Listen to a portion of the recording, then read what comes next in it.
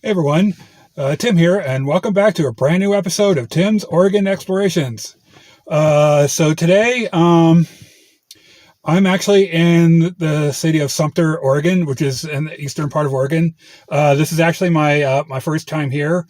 I'll be doing a couple of things while I'm here. One of the things is um, I'll be going on a train ride tomorrow morning on an old steam locomotive. It's not actually here in Sumter. It's in McEwen, which is like 5 miles from here. But the first thing we're going to visit is the Sumpter Valley Dredge.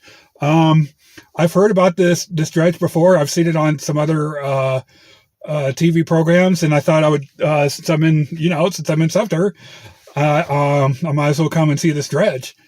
Um, so that's what we'll be doing today. So please follow me.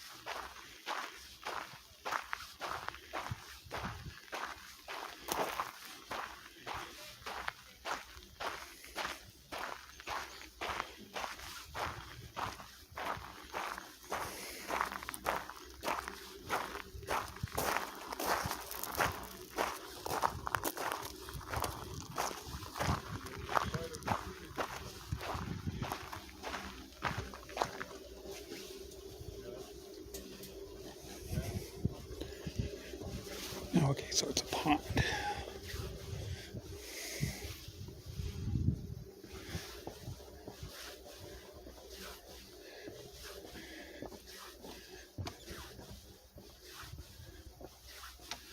There it is. There's the dredge.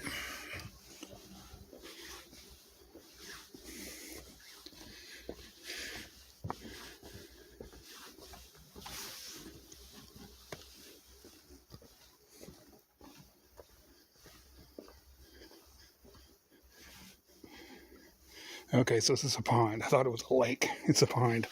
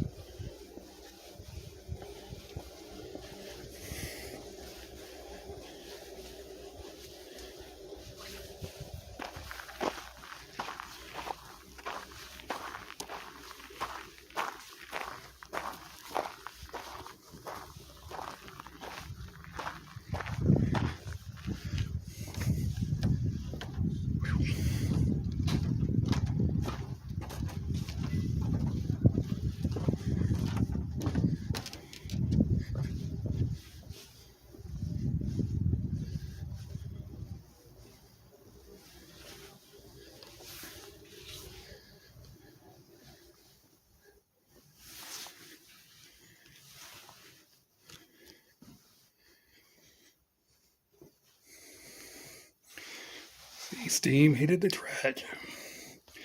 Water was used to separate the gold from the soil. The freezing temperatures froze the water and risked forcing the dredge to shut down. The boiler was used to bring heat to the water lines and metal machinery. Pipes ran from the boiler all over the dredge, keeping temperatures just above freezing.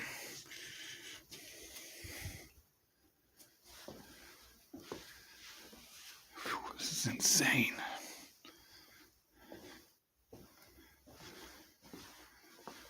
Yeah, they're getting ready for Halloween.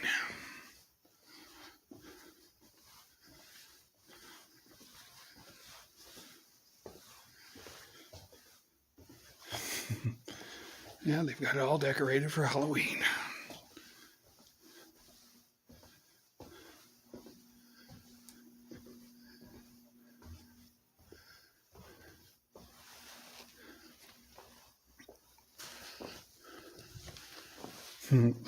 This is interesting. You got it all decorated for Halloween.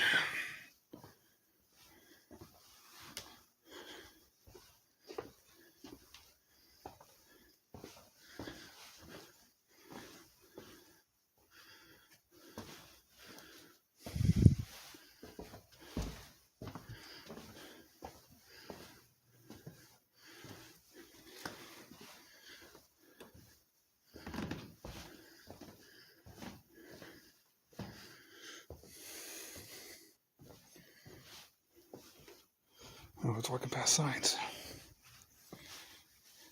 See, yeah, these are kind of hard to read because it's kind of dark.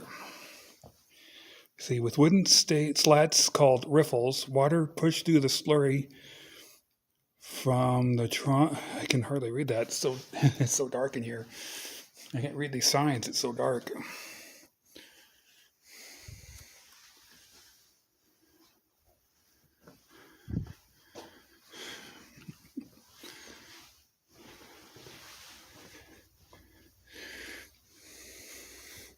See, water was needed.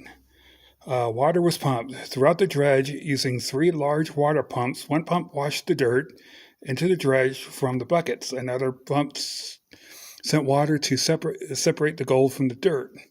Water to wash the waste out of the dredge comes from a third pump. These pumps could pump 3,000 gallons per minute altogether. That equals 300 bathtubs of water each minute.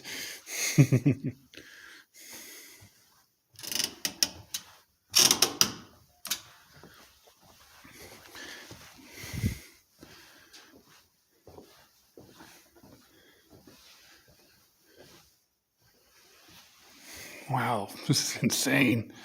This thing is really cool.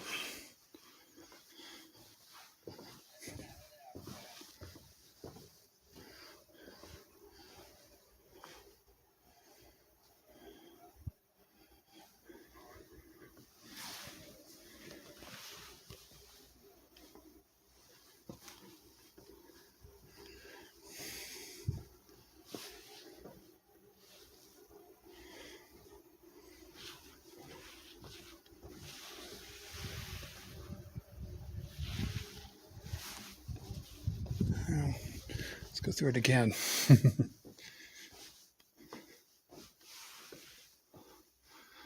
Yeah, those must be off-limit areas.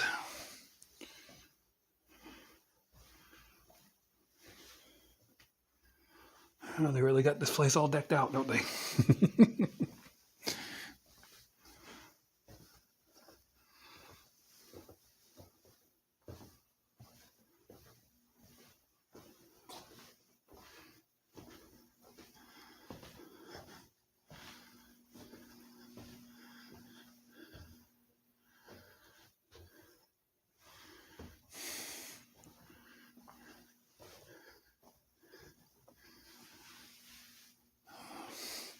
Yeah, I forgot how old it is.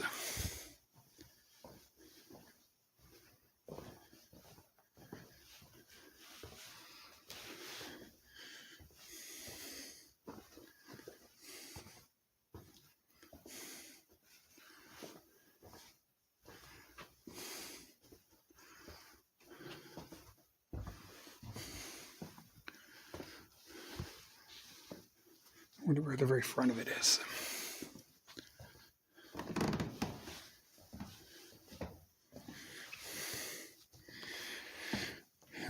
do something here.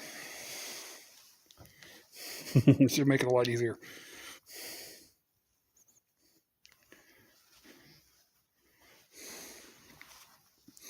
Okay, here we go. See, the sluices were lined with wooden slats called riffles. Water pushed through the slurry from the trommel through the sluice boxes. Heavy gold settled into the riffles along with other heavy metals and rocks called black sand. The lighter dirt and debris was washed through to the back of the dredge.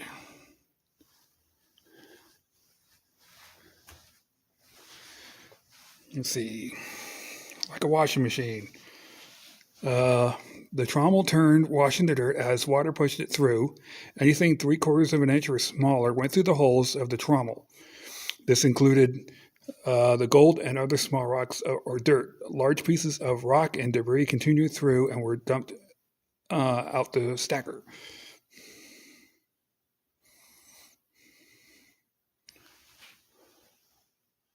Let's see. Where is it? Oh, is that it up there?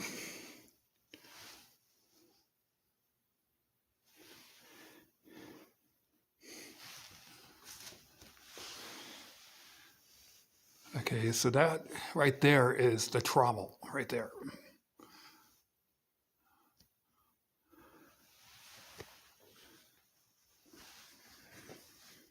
Okay.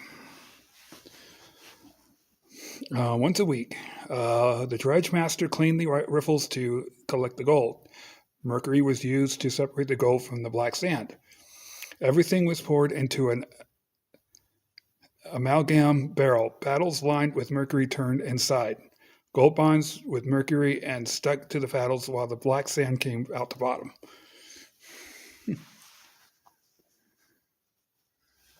Interesting.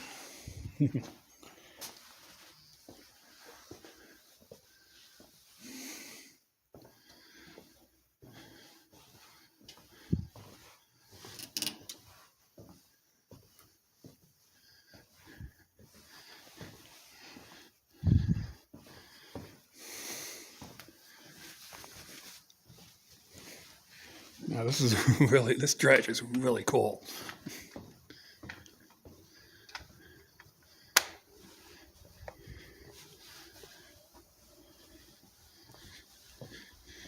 Yeah, they're getting it all dressed up for Halloween, aren't they? Ooh. All those coins down there.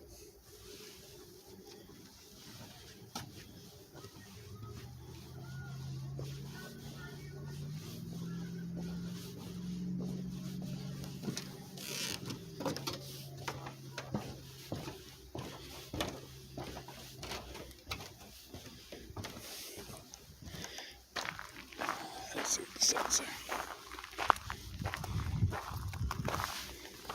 See, floating in its own pond. The whole dredge floated in about 9 feet of water, but it could move anywhere it wanted in the valley, but because it took its pond with it. Hard to imagine, isn't it? It worked because the dredge dug a pond for itself to float in it as it moved, scooping material from in front and filling in behind. See, the whole process took place in water and using water. At the front, the buckets brought gravel and rock into the dredge and poured water into the hole that was left behind. The material went through the dredge and was processed using water.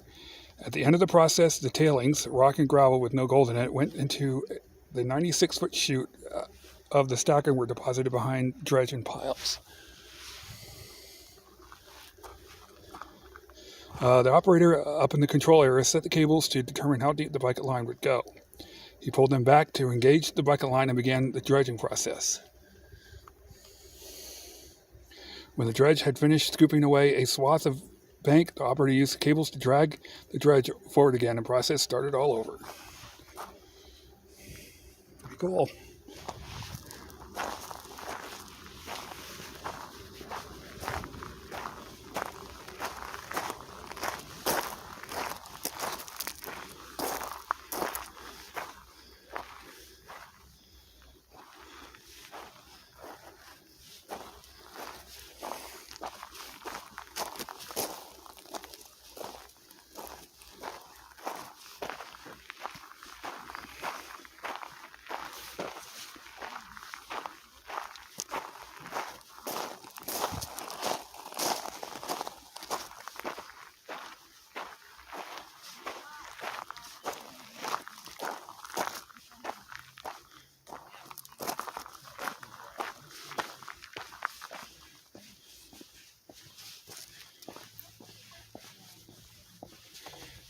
Yeah, we'll check out this trail. It's an overlook.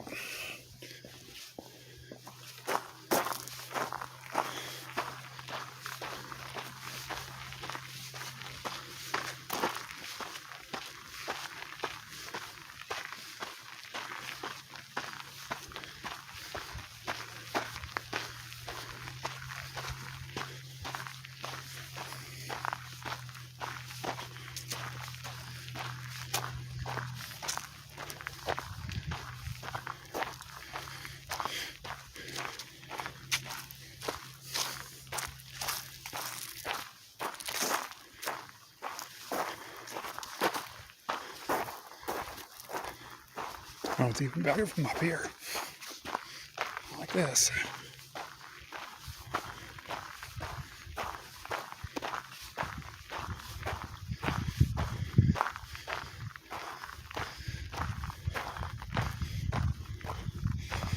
See, a working dredge, the ultimate gold mining machine. There's another view. Isn't that cool? The dredge is a huge but simple machine for mining an ancient riverbed for gold. It is an expensive, powerful improvement on a shovel and a rocker box. Miners used to call the dredge a goose, and for good reason. The dredge is fed at the front end, digests the soil inside the dredge. Keeping the gold it collects, then expels the excess soil out the back.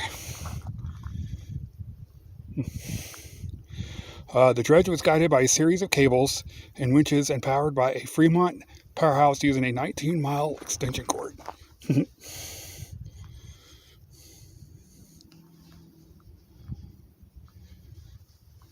see. Feeding or excavation was done at the front of the dredge using the 72 one-ton buckets mounted on a huge boom called a bucket line, which is that right there. That's the bucket line right there. The buckets gouged into the soil and carried the loose rock into the inside of the dredge. Steel cylinders separated the material by size. The smaller material went deeper into the dredge and onto a series of sluices that acted like filters.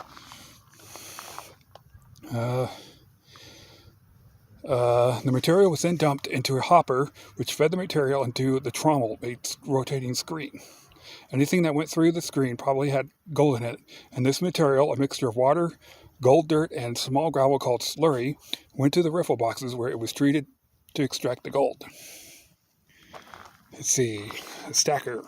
Anything too large to go through the screen of the trommel went into the tailing stacker, which spewed it out the back of the dredge as tailings. Cool.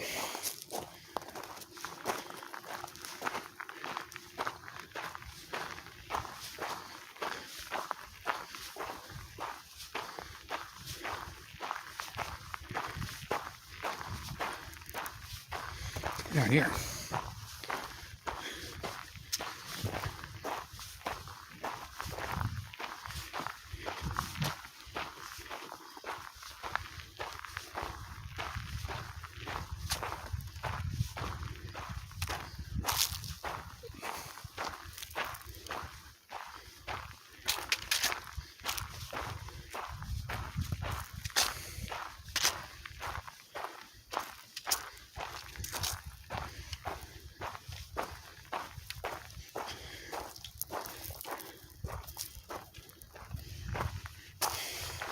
I'm really glad I came to see this. I was figuring, well, I'm going to be in the Sumpter area, so I might as well, come and see the dredge. I've heard about this before.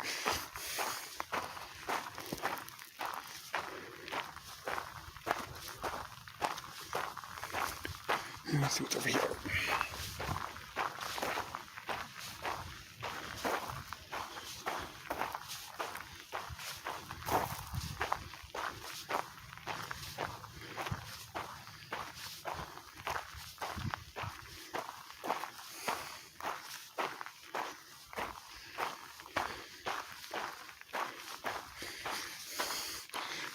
They got that thing all going, set up for Halloween, don't they?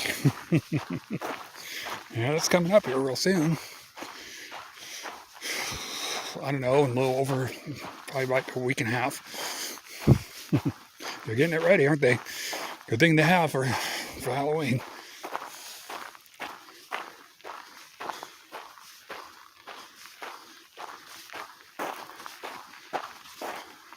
Yeah, let's see where this trail goes. It says it's an overlook, so.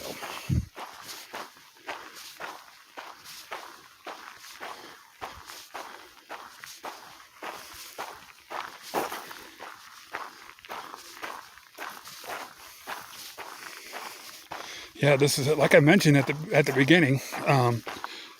I've never been over to this part of Oregon before. It's my first time. I mean, I've been to Mitchell, which is to the west of here, but and that was to go to the Painted Hills, but that was about 3 years ago.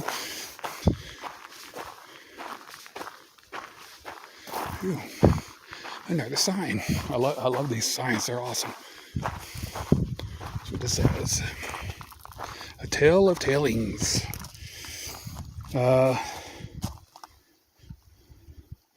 As you drove here, you probably saw long rows of rocks all over the valley. These are tailings, topsoil, riverbed rock, and bedrock left behind by 40 years of dredging.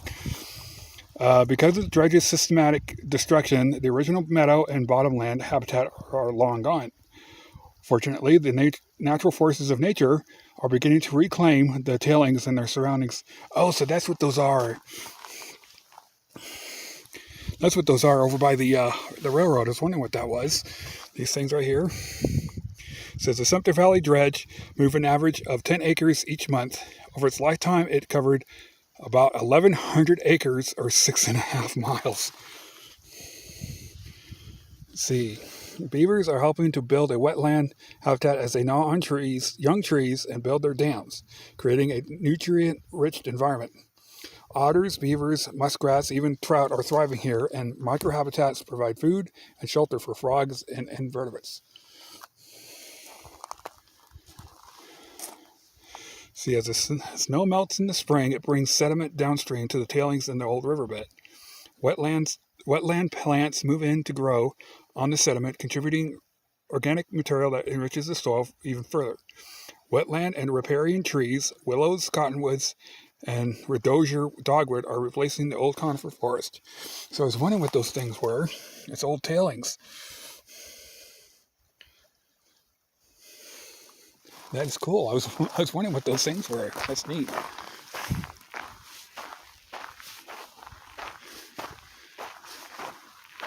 Let's see what's over here. Oh, another sign. I love these informational signs. They're really cool.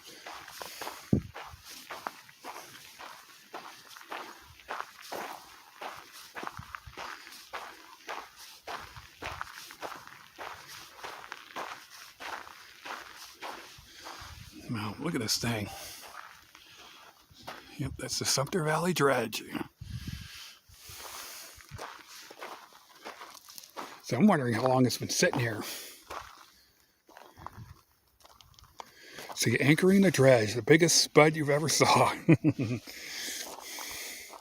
As you look at the tailings in an aerial photograph or along the road, you'll see that they're laid out in neat lines. Why are they straight? Because the dredge had an anchor to keep it going forward in a line, rather than wandering over the landscape. The dredge anchor at the back end of the dredge was a 42-ton steel I-beam called a spud.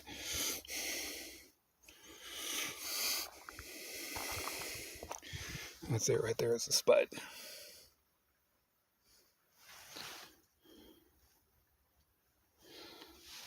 Oh, so it's at the front or the back? By loosening or tightening the bow lines at the front of the dredge, the operator could make sweeps in an arc, taking 110-foot bites out of the land with the bucket line. Oh, it's at the front, okay. The spud stabilized the dredge and acted as a pivot point for the back end as the front end swung from side to side and the bucket line scooped up material. When the dredge was ready to move to the next location, the operator hoisted the spud and dragged the dredge forward with the cables. He then dropped the spud, burying it once again in the pond bottom.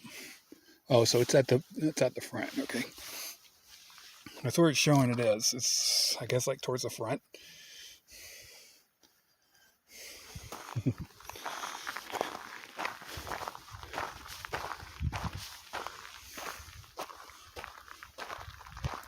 This thing is really cool, isn't it?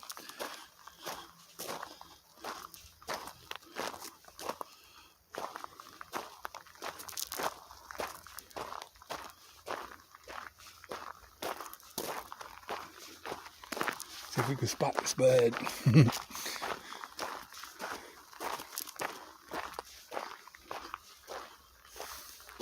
Now, I've been wanting to see this in person. Now I finally got the chance. It's just that Sumpter is just a little far away from Bend. I had to drive 4.5 hours, about 4 hours to get here.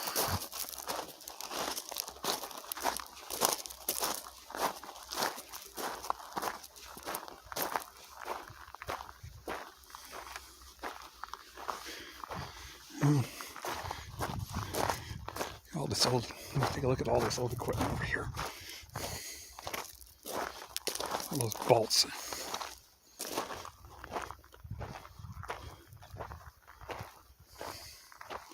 Yeah, it's a bunch of old equipment over here.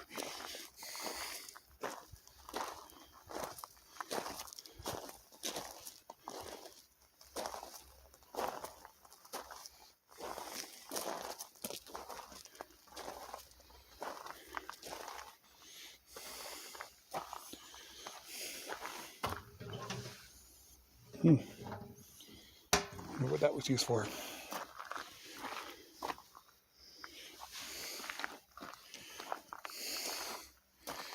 Oh. If you know what these two were used for, please let me know down below in the comments.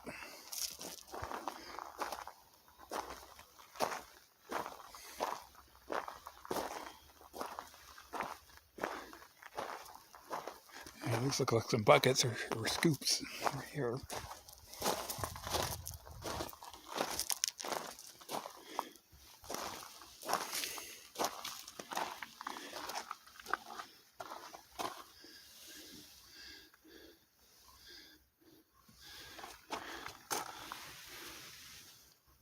Yeah, some dates on there. Was that 1930?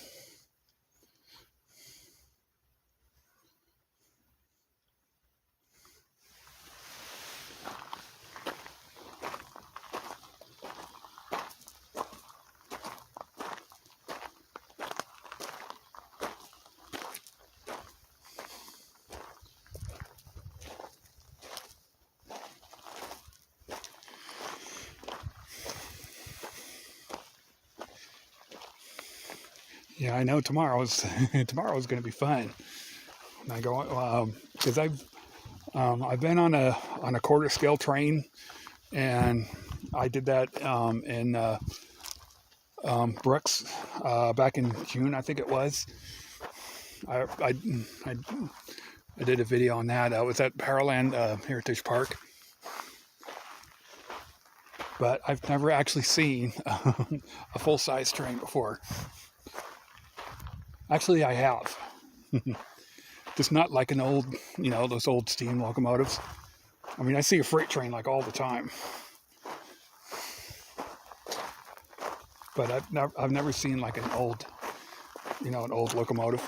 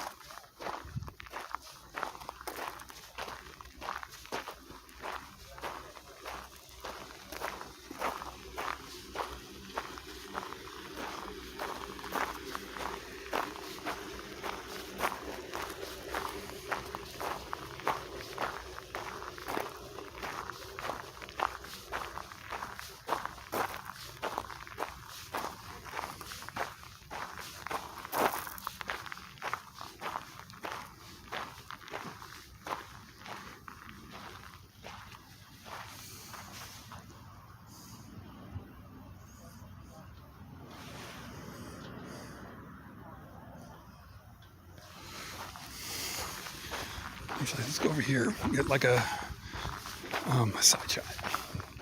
I can do that.